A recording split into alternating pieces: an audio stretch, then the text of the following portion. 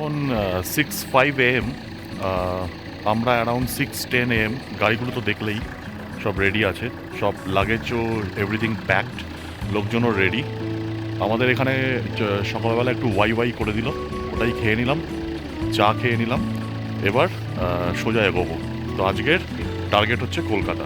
এবার দেখা যাক কীরকম টাইমিং হয়, কখন কোথায় পৌঁছোই, তোমাদের দেখাতে থাকবে। ওরকম বেরোবো বললেই কি বেরোনো যায়? একটু স্ট্র্যাটেজাইজ করতে হবে না? টাইম ম্যানেজমেন্টটা, ওভারঅল ড্রাইভটার কিরকম হবে সেই সব ডিসকাস করতে হবে। অরিন্দমের আবার একটা পার্টিং শট চাই of the place before we leave. এ বাবা, ভুলেই গেছিলাম, কাঁচটা খুব ফগি হয়ে আছে। গাড়িটা পড়েছিল না ঠান্ডার মধ্যে সারা রাত।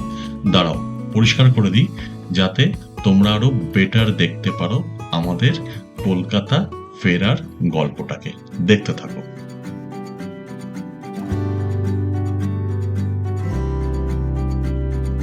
छोटी छोटी राहें मिलके कहीं दूर दूर मंजिल पर जाएगी। कभी छाँव छाँव कहीं धूप सताएगी। लंबी लंबी दूरी भी यूं ही चलते चलते कम होती जाएगी। कभी छाँव छाँव कहीं धूप सताएगी। सफर अनजाना सा है, रास्ता बेगाना सा है। हर मोड़ मोड़ पे कुछ नया सा है। हर मोड़ मोड़ पे कुछ नया सा है। सफर अनजाना सा है, रास्ता बेगाना सा है। हर मोड़ मोड़ पे कुछ नया सा है। हर मोड़ मोड़ पे कुछ नया सा है।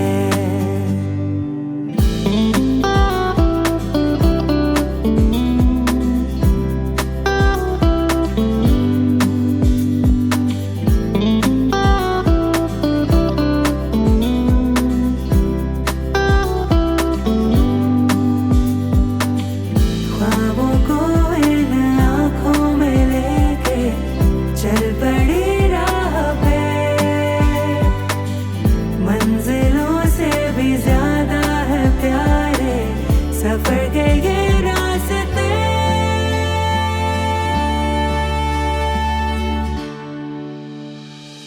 ऊंचे ऊंचे पहाड़ों पे जाके इस दिल की ख्वाहिशें यूं गुनगुनाएंगी। कहीं छाँव छाँव कहीं धूप सताएगी। लंबी लंबी दूरी भी यूं ही चलते चलते कम होती जाएगी। कभी छाँव छाँव कहीं धूप सताएगी।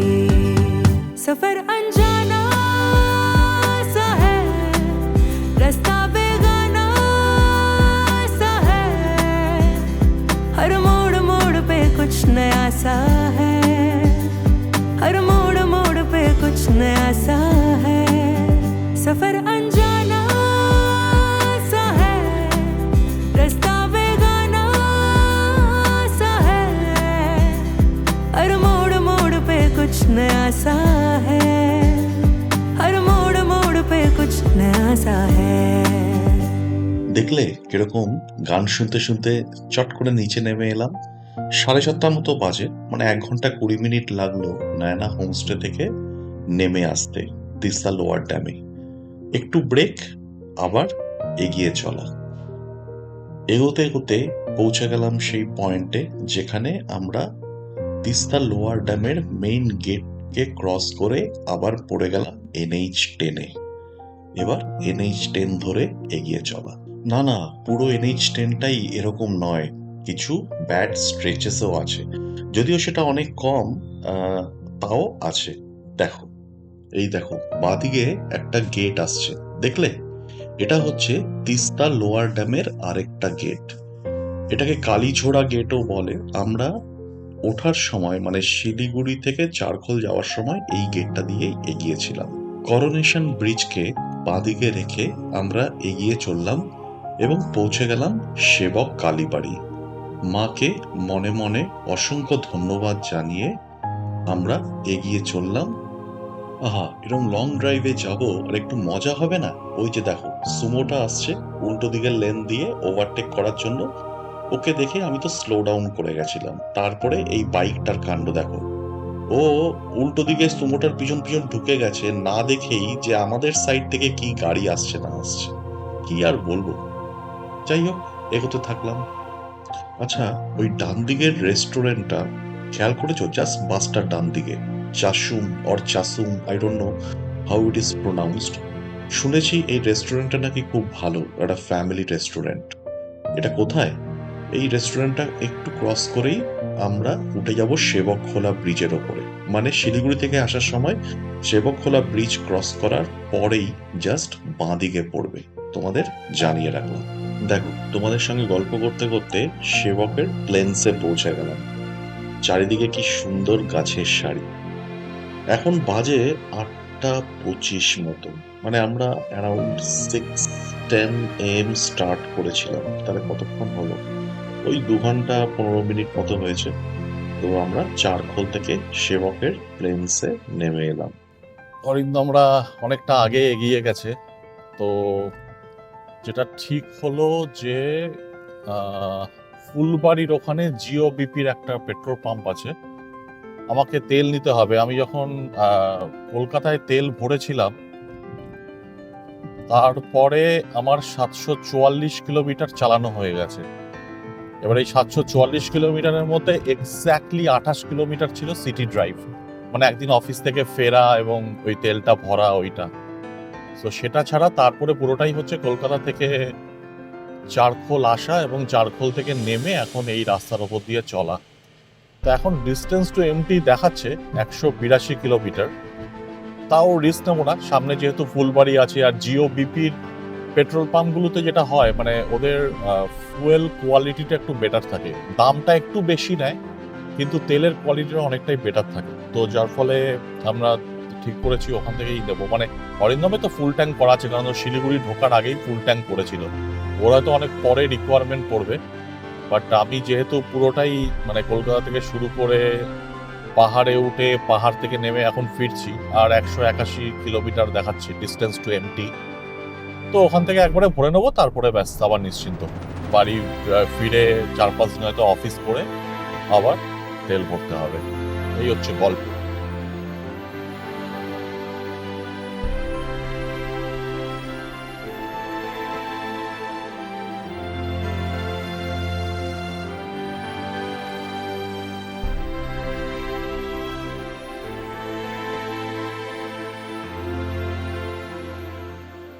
জিও বিপিতে তেল ভরা হয়ে গেল।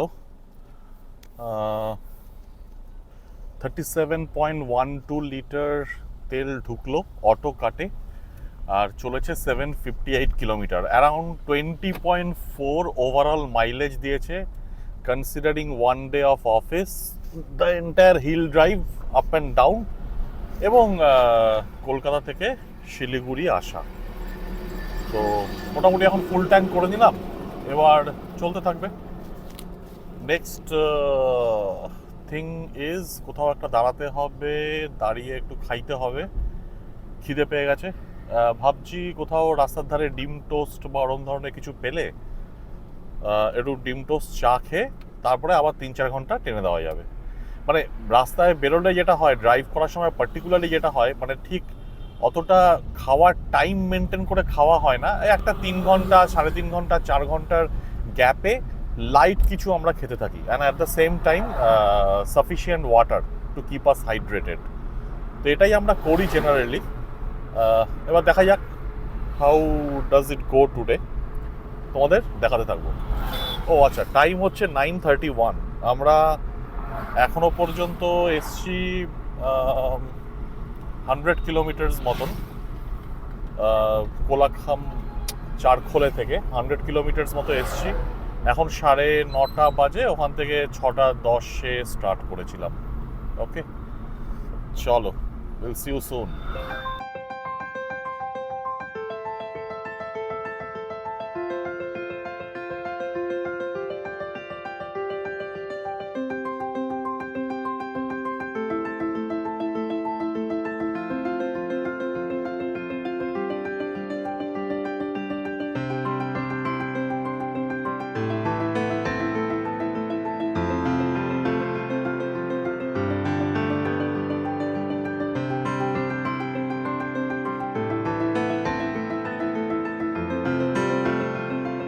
আমরা একটু এগিয়েই দাঁড়িয়ে গেলাম VP petrol pump, Bharat petroleum.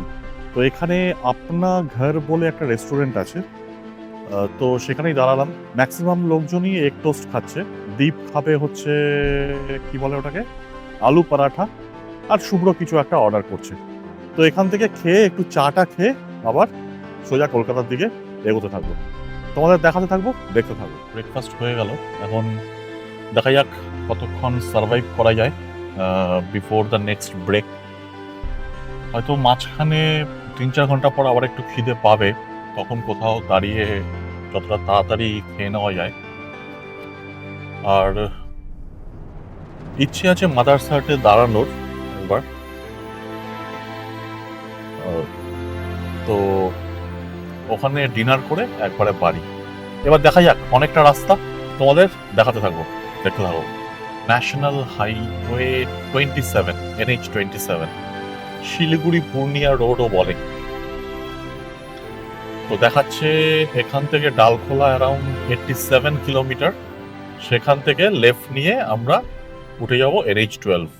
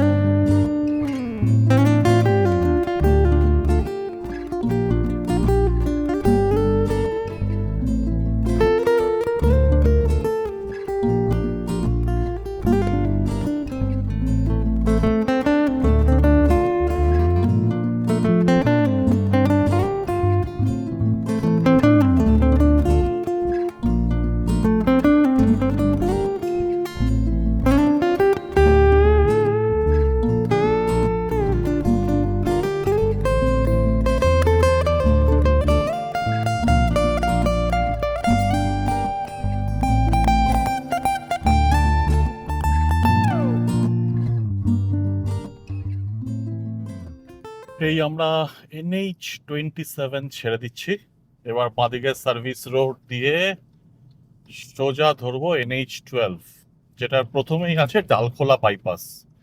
তো রাস্তার আপডেট বলতে, আচ্ছা এখন টাইমটা বলে দিই, টাইমটা হচ্ছে 12:15 মানে 6 hours 5 minutes, চারখোলে টু চারখোলে টু এই ডালখোলা।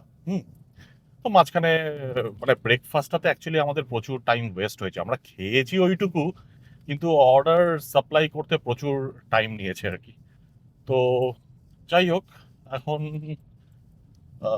এখান থেকে লেফট নিয়ে তারপরে ডালখোলা বাইপাস, করণদিঘি, তারপরে আসবে কি রায়গঞ্জ, তারপরে আরেকটু পরে আসবে মালদা বাইপাস। তো এইসব করে টোরে আমরা এগোতে থাকবো, আর কিরকম কি রাস্তার অবস্থা সেটা জানাবো। আচ্ছা, একটা ব্যাপার যেটা বলে রাখি, আসার সময় আমরা যেটা দেখলাম, আহ, ইসলামপুর বাইপাসের পর থেকে কিষানগঞ্জ অব্দি রাস্তা হচ্ছে হরিবল, মানে পটহোলসে ভর্তি। কিছু কিছু পটহোলস এমন আছে যে আরেকটু ডিপ হলে হয়তো জলের লেয়ারে রিচ করে যাবে, মাটির তলায় যে জলের লেয়ার থাকে। হ্যাঁ, তো ওই জায়গাটা একটু কেয়ারফুলি ড্রাইভ করো। আর এই যে স্ট্রেচটা আছে NH 27, এখানে অনেক জায়গাতেই রাস্তার আদার সাইড, মানে ডালখোলা টু শিলিগুড়ি ওই সাইডটাতে অনেক জায়গায় রিপেয়ারিং এর কাজ চলছে, যার ফলে লেফট সাইডটা মানে শিলিগুড়ি টু ডালখোলা এই জায়গাটাকে, এই সাইডটাকে 2 ওয়েজ করে দিয়েছে। তো এরকম কিছু কিছু বেশ ডাইভারশন আছে। হ্যাঁ, সো এই সব জিনিসগুলো নিয়ে জিনিসটাকে একটু স্লো ডাউন করে দেয়। তো এই মোটামুটি হচ্ছে রোডের আপডেট। তো এখন তো একটু স্মুথ, নেক্সট 1-1.5 ঘন্টা যাবে ডালখোলা বাইপাস, করণদিঘি, তারপরে রায়গঞ্জ, তারপরে মালদা বাইপাস, তারপরে ফারাক্কা অব্দি। এখন জানি না ওই কালিয়াগঞ্জ বা ওই জায়গাটায় কতটা ট্রাফিক পাবো। তো তারপরে সব যদি ঠিকঠাক যায়, আমরা যদি ফারাক্কা অব্দি ঠিকঠাক টেনে দিতে পারি, তাহলে দেখা যাক অনেকটাই কন্ট্রোলে থাকবে জিনিসগুলো। তো এই হচ্ছে ব্যাপার। তো তোমাদের ফার্দার আপডেট দিতে থাকবো। এখনো পর্যন্ত টাইমিং ওয়াইজ আমার মনে হয় ইটস ডিসেন্ট। এবার deciding factor is going to B as we move ahead, সামনে ট্রাফিকগুলো কিরকম থাকবে। মানে এই জায়গায় এখন এইদিকের স্ট্রেচটা যা হয়ে গেছে তাতে ধরো মালদা বাইপাস অব্দি তো কোনো চাপ নেই, ঠিক আছে, মোটামুটি মোরালেস মানে এক্সেপশনাল কিছু না হলে আমরা বেরিয়ে যাব। মালদা বাইপাস ক্রস করার পরে ফারাক্কায় যাওয়ার পথে দেখতে হবে কিরকম আছে, ফারাক্কাতে ট্রাফিক কিরকম আছে। আমরা যখন আসছিলাম পাহাড়ে মানে শিলিগুড়িতে, তখন আমাদের সাইডটাতে মোরালেস ট্রাফিক মুভিং ছিল ফারাক্কা ব্যারেজের ওপরে, কিন্তু ফেরার সাইডটাতে মানে কলকাতা ফেরার সাইডটাতে কিন্তু লং কিউ আপ ছিল। হ্যাঁ, তো দিজ আর দ্য থিংস যেটা মানে অল্প অল্প করে তোমার ওভারঅল ট্রাভেল টাইমটাকে অ্যাকচুয়ালি বাড়িয়ে দেয়। আর দেখা যাক আমাদের কপালে কি আছে, যাই আছে জানাবো। এখন যাচ্ছি কোথায়, ওই করণদিঘি বা ওরকম কোনো একটা বাইপাস, ওই পরপর বাইপাসগুলোর ওপর দিয়ে বেশ সুন্দর, মানে এই বাইপাসগুলো এত বিউটিফুল করেছে। মানে এই স্ট্রেচটা সব থেকে মানে এটা হচ্ছে বেস্ট স্ট্রেচ, মানে কলকাতা টু নর্থ বেঙ্গল আর North Bengal to Kolkata drive অথবা রাইডের এই স্ট্রেচটা হচ্ছে বেস্ট স্ট্রেচ। এটা মানে যখন আসার সময় শুরু হয় মালদা বাইপাস থেকে, আর তারপরে তো চলতেই থাকে মালদা, রায়গঞ্জ, এই সমস্ত জায়গা, তুংদিঘি, করণদিঘি, ডালখোলা। হ্যাঁ, এখানে খুব সুন্দর আরামে মানে গাড়ি চালানো যায়, অসাম করেছে। NH-12টা ঝামেলাটা করেছে, যাই হোক সেটা ঠিক আছে। আর অবভিয়াসলি তার আগে মানে যেটা একটু হেকটিক ছিল তার জায়গায় এখন বহরমপুর বাইপাসটা যেটা করেছে সেটাও ইজ ভেরি মাচ রিলিভিং। তো আমরা এগোতে থাকছি। অরিন্দম আমার সাইডেই আছে, এই অরিন্দম বেরোচ্ছে, এবার অরিন্দম লিড নেবে, আমি ওকে ফলো করতে থাকবো। ব্যাস, এবার মোটামুটি আমি এখন পুরো ল্যাদের মোডে চলে যাব। আমার জাস্ট একটাই টার্গেট থাকবে, হ্যাঁ, ও যেই স্পিডটা মেনটেন করছে সেটার সঙ্গে একটা সামঞ্জস্য রেখে চলা, আমি বাড়ি পৌঁছে যাব। এই হচ্ছে ফাড্ডা, দেখতে থাকো। আমরা এখন যাচ্ছি রায়গঞ্জ বাইপাসের ওপর দিয়ে। এই যে দুটো স্টিলের স্ট্রাকচার দেখা যাচ্ছে ব্রিজের মতন, এর তলা দিয়েই অ্যাকচুয়ালি রেল লাইনটা গেছে। তো দীর্ঘদিন এই বাঁদিকের যে স্ট্রাকচারটা দিয়ে আমরা এখন গেলাম সাইডটা দিয়ে, এটা দীর্ঘদিন বন্ধ ছিল। তো ওই দিকটা দিয়ে দুটো সাইডের গাড়ি যেত এবং তারপরে সামনে একটা ডাইভারশন মতো ছিল, সেখানে যে যার লেনে চলে আসতো। তো এখন দুটো সাইডই খুলে গেছে, আর রায়গঞ্জের ভেতরে ঢোকার দরকার নেই। রায়গঞ্জের সেই দার্জিলিং মোড় না কি বলে, ওখানে ট্রাফিক সিগন্যালের জন্য ওয়েট করা, মানে এই স্ট্রেচগুলো পুরো স্বর্গ হয়ে গেছে। আমি জানি না, এই রাস্তাটা তো সবে হলো, এই রাস্তাটার কোয়ালিটি কিরকম থাকে আজ থেকে 1-1.5 বছর পরে, 2-3টে বর্ষা খাওয়ার পরে, কিন্তু রাস্তার কোয়ালিটি যদি তারপরেও মেনটেন থাকে তাহলে নাথিং লাইক ইট, মানে it's going to be awesome. বারবার বলছি, এদিকে ড্রাইভ করতে হলে বা রাইড করতে হলে এই স্ট্রেচেস গুলো মালদা টু ডালখোলা এগুলো এখন দুর্দান্ত হয়ে গেছে। মা বল্লা লাইন হোটেল, আমরা জাস্ট রায়গঞ্জ ক্রস করলাম, মানে এখনো রায়গঞ্জে আছি, মানে রায়গঞ্জের মেন এরিয়াটা থেকে বেরিয়ে এসেছি। তো সবার চায়ের খিদে পেয়েছে, তো একটু চা খাবো এখানে, তারপরে আবার এগোতে থাকবো। 9 ঘন্টা লাগলো, তাই তো 6টা 10-এ আমরা বেরিয়েছি, 3টে 18, হ্যাঁ 9 ঘন্টা 8 মিনিট চারখোল থেকে ফারাক্কা। যাওয়ার সময় যেটা দেখেছিলাম যে এদিকে প্রচুর বিল্ড আপ ছিল, এখন আর সেটা নেই, বেশ খালি আছে। কালিয়াচকে একটু ট্রাভেল হয়েছিল, বাট দেন ঠিক আছে, মানে কালিয়াচক বিং কালিয়াচক, মিনিট 5-7-এর মধ্যে বেরিয়ে এসেছি, উইচ ইজ ওকে। তো আজকে একটা মানে একটা অদ্ভুত ওয়েদার, মানে আমি এতক্ষণ ধরে এলাম প্রত্যেকটা জায়গায় কিরকম একটা হেজ হয়ে আছে, জাস্ট মানে এত কিলোমিটার এলাম, জানি না পুরো পশ্চিমবঙ্গে এক ধরনের ওয়েদার এরম ভাবে কি করে হতে পারে। তো যাই হোক, ইচ্ছে আছে যে ফারাক্কার ওপারে গিয়ে যে ওই দোকানগুলো থাকে ওখানে দাঁড়িয়ে একটু বিস্কিট আর চাটা খাবো, খেয়ে তারপরে সোজা টেনে দেবো একবার বহরমপুর বাইপাসে উঠলে তো হয়ে গেল। বহরমপুর থেকে নামলে অবশ্যই একটু ঝামেলা আছে, ওই বেলডাঙ্গা, পলাশী ওই জায়গাগুলোতে হয়তো একটু ট্রাফিক হলেও হতে পারে। তো সোজা গিয়ে কৃষ্ণনগর মাদার হাটসে গিয়ে দাঁড়াবো। মাদার্স হাট, প্রত্যেকবার আমি ভুল বলি, মাদার্স হাট, মায়ের হাট। তো যাই হোক, হোয়াট এভার ইট ইজ, ওখানে গিয়ে দাঁড়াবো। এবং কখন দাঁড়াই ডিপেন্ডিং অন দ্যাট ডিসাইড করব কি খাবো, মানে ইভিনিং স্ন্যাক্স হিসেবে খাবো নাকি ডিনার হিসেবে খাবো। হ্যাঁ, সেটা কমপ্লিটলি ডিপেন্ড করবে কখন গিয়ে পৌঁছই। তো দেখা যাক, জানি না মানে 9 ঘন্টায় পাহাড় থেকে ফারাক্কায় আসাটা ভালো খারাপ কি কিছুই জানি না। দেখা যাক। এইটা একটা বড় মাস থাকে, তো সেটা গেল। এবার প্রবলেমটা হচ্ছে এর পরে প্রচুর জায়গায় NH12-এর রাস্তায় কাজ হচ্ছে। হ্যাঁ, তো রাস্তার একটা সাইড বন্ধ করে ডাইভার্ট করে আরেকটা সাইড দিয়ে দুদিকের গাড়ি পাস করাচ্ছে। That is the problem. তো যার ফলে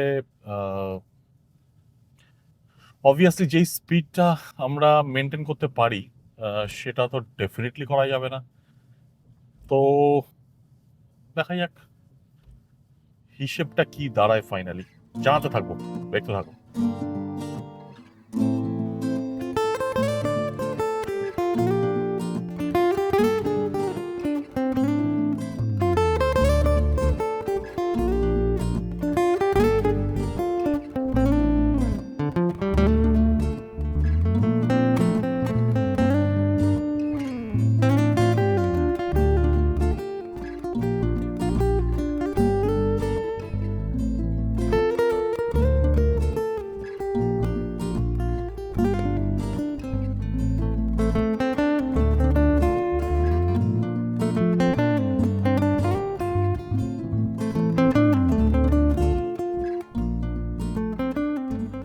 পাঁচটা 44, 5:45।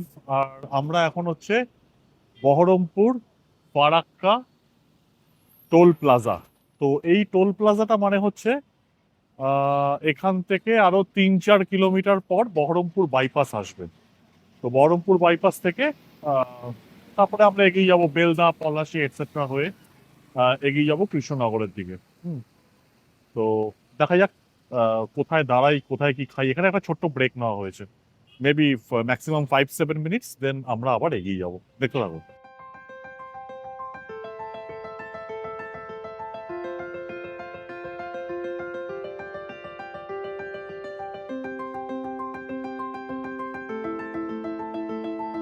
মাদার্স হাট, আমরা সবাই এখানেই দাঁড়িয়ে আছি। তো এবার আর সেরমভাবে ঢুকিনি, বাইরেই ছিলাম, মানে আগে থেকে আধ ঘন্টা আগে থেকে অর্ডার দিয়ে দিয়েছিলাম 5টা চিকেন রোল। তো সেই চিকেন রোলটাই এখন খাচ্ছি। তো যাই হোক, এখানে তাড়াতাড়ি এই রোলটা খেয়েই আবার কলকাতার উদ্দেশ্যে রওনা দেবো। মাদার্স হাট থেকে অ্যারাউন্ড 8টা 10-এ আমরা স্টার্ট করলাম। তো স্টার্ট করে আবার যথারীতি NH12 ধরলাম। NH12 দিয়ে এগোতে এগোতে আমাদের অ্যাকচুয়ালি লেফট কাট নেওয়ার কথা ছিল বড় জাগুলিয়াতে। সামহাও আমি ওটা মিস করে যাই। তো আমাকে একটু এগিয়ে গিয়ে আবার একটা ইউ টার্ন নিতে হয়, এবং ইউ টার্ন নিয়ে আমি ঢুকে যাই উল্টো দিকের সার্ভিস রোডে। সেই সার্ভিস রোডটা দিয়ে এগোতে এগোতে ওই পয়েন্টটা এসে যায় যেখান থেকে লেফট টার্ন নিয়ে আমাদের উঠতে হবে কাঁচরাপাড়া হরিণঘাটা রোডে। কাঁচরাপাড়া হরিণঘাটা রোডে ওঠার পরে আমরা এগোতে থাকি। Around I think 9 or 10 kilometres যাওয়ার পরে আমরা লেফট টার্ন নিয়ে মার্চ করি কল্যাণী এক্সপ্রেসওয়েতে। কল্যাণী এক্সপ্রেসওয়ে দিয়ে আমরা সোজা এগোতে থাকি এবং ফাইনালি সোদপুরের কাছাকাছি এসে ওখানে রাইট সাইডের সার্ভিস রোডে ঢুকে যাই, এবং সেই সার্ভিস রোডটা দিয়ে একটু এগিয়ে আমরা সোদপুরের দিকে টার্ন নিই এবং সোদপুরের ওপর দিয়ে কন্টিনিউ করতে থাকি বিটি রোড ধরার জন্য। ফাইনালি লেফট টার্ন নিয়ে আমরা বিটি রোডে উঠে যাই। বিটি রোডে ওঠার পরে বিটি রোড দিয়ে এগোতে থাকি ডানলপের দিকে, এবং কামারহাটির কাছাকাছি এসেই বুঝতে পারি বেশ লম্বা কনজেশন আমাদের জন্য ওয়েট করছে টুয়ার্ডস ডানলপ। ইমিডিয়েটলি ডিসাইড করি কামারহাটি থেকে রাইট সাইড নেব, নিয়ে আরিয়াদহ হয়ে মহামিলার মঠের সামনে দিয়ে PWD রোডে উঠব এবং সেখান থেকে ডানলপ ফ্লাইওভার ধরব। আমার গাড়িতে শুভ্র, বাপি আর দীপ ছিল। তো আরিয়াদহর দিকে টার্ন নিতে শুভ্রর সুবিধাই হয়। ও একদম আরিয়াদহতে ওর বাড়ির সামনে নেমে যায়। আর ডানলপে ওঠার পরে বাপি আর দীপকে আমি ঘোষপাড়ায় ড্রপ করি। ড্রপ করে ইউ নিয়ে চলে আসি বাড়িতে। অবশেষে বাড়ি পৌঁছলাম 10:30। তো শুভ্রকে রথতলায় নামিয়ে দিলাম, আর বাপি আর দীপকে এই বাড়ির সামনেই নামিয়ে দিলাম। ওরা শিথিল মোড়ে চলে যাবে। তো আমি জাস্ট এই পৌঁছলাম। তো ট্রিপটা খুব ভালোই হলো। অনেক দিন ধরে কাজের চাপে কোথাও বেরোনো হচ্ছিল না। অনেকগুলো প্ল্যান ছিল, কিন্তু সামহাউ সেটা মেটেরিয়ালাইজ করছিল না। বাড়িতে লোকজনের একটু হেলথ ইস্যুস ছিল। তো সেই সব নিয়ে this was very much refreshing. আশা করি তোমাদের ভালো লেগেছে। রোড কন্ডিশন, রোড আপডেট তো আমি যতটা পেরেছি দিয়ে দিয়েছি। তো in case you are planning for one, now you know how to plan and what to expect. তো এই হচ্ছে ব্যাপার। তোমাদের সঙ্গে দেখা হবে আবার অন্য কোনো ঘোরার গল্প নিয়ে। ততদিন ভালো থেকো। বাই।